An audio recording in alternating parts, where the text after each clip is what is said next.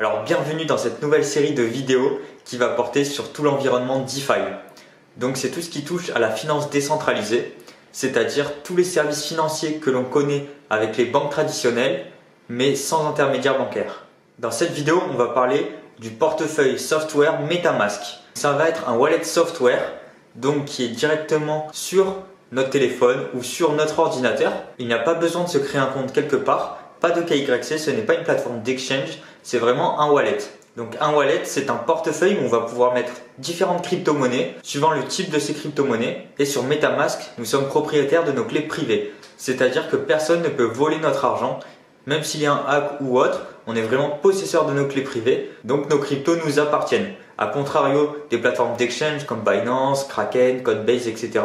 où là, il y a des risques de hack, bien sûr, qui sont très minimes, car la sécurité, avec le temps, est très renforcée sur ce genre d'exchange. Mais c'est important de le savoir, que nous sommes propriétaires de nos clés privées, et ainsi nous possédons réellement nos crypto-monnaies dans notre wallet.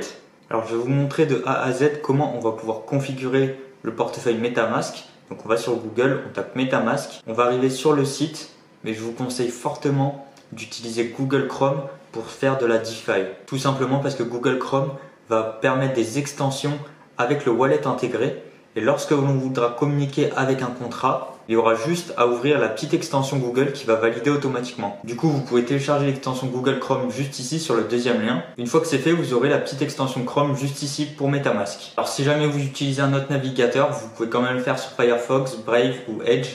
Moi j'étais sur Safari, mais du coup je suis passé sur Google Chrome directement pour avoir accès beaucoup plus facilement à la DeFi. Ensuite, une fois que c'est installé, ils vont vous demander de créer un compte MetaMask. Donc je ne vais pas pouvoir vous faire la démo car j'ai déjà le mien dessus.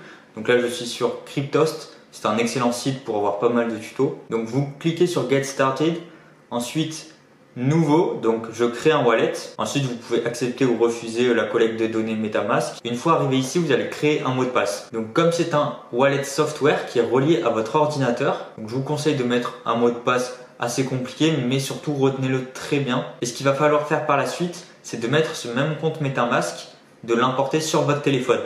Et si jamais vous avez un deuxième téléphone pourri ou un autre ordinateur, vous pouvez même le mettre sur un troisième appareil. Comme ça, si vous en perdez un des trois ou 2 sur 3, vous avez toujours l'autre qui reste. Une fois ce mot de passe créé, ils vont vous donner la phrase de récupération de 12 mots. Alors comme je vous ai dit, il n'y a pas de compte à se créer, il n'y a pas de KYC, il n'y a pas de SAV, il n'y a pas de service client. C'est vraiment tout automatisé et c'est de cette façon que fonctionnent les software wallets. Donc si jamais on perd notre téléphone, notre ordinateur ou autre, il y a quand même un moyen de récupérer notre compte. Ça va être justement cette suite de 12 mots. Donc il vous informe bien et vous met en garde car cette phrase vous donne accès au total fonds placé dans le MetaMask. Donc cette suite de mots est vraiment à garder pour vous, à ne communiquer jamais à personne, et je vous conseille de l'écrire à plusieurs endroits, même sur une feuille de papier hors du réseau, et à le mettre par exemple dans un coffre-fort ou dans un endroit sûr où personne ne pourra voler votre compte. Une fois que vous avez bien écrit cette phrase, attention, je répète, ne la communiquez à personne, ça y est, votre compte MetaMask est créé. Donc je vais pouvoir vous montrer directement sur mon MetaMask. Il y a plusieurs comptes, là je vous ai pris un compte neutre où il n'y a pas grand chose dessus. Avec l'extension Chrome, c'est vraiment tout simple. Il va y avoir notre adresse Ethereum, car oui, MetaMask est un wallet software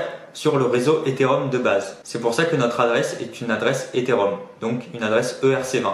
On peut envoyer toutes sortes de tokens ici en ERC20. Donc si je souhaite retirer de Binance, par exemple des USDT, des Ethereum ou autres, je vais les envoyer vers cette adresse directement. Pareil, si j'ai des Ethereum sur ce compte pour en envoyer, je vais faire envoyer, je vais mettre l'adresse en question, je valide et c'est envoyé. Ensuite, il y a un autre bouton Buy. Alors ça en fait, ça va être un prestataire qui va nous permettre d'acheter des crypto-monnaies avec une carte bancaire. Ici, ça va être Wire, mais c'est pas le plus rentable en termes de frais. Le mieux, c'est d'acheter des crypto-monnaies sur un exchange comme Binance, Kraken, Coinbase Pro éventuellement, et ensuite de les transférer directement sur votre wallet MetaMask. Attention, je répète, uniquement via le réseau ERC20 et les crypto-monnaies qui y sont éligibles. Dans tous les cas, il vous faudra toujours de l'Ethereum dans votre wallet. Si vous voulez utiliser le réseau Ethereum, tous les frais de transaction seront à payer en Ethereum.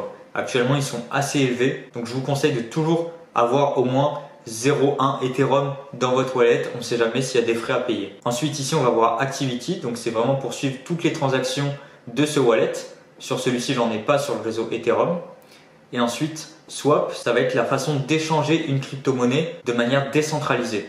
Donc sur une plateforme d'exchange comme Binance, vous avez l'habitude de mettre un ordre d'achat. Par exemple, vous voulez acheter de l'Ethereum au prix de 1800 $.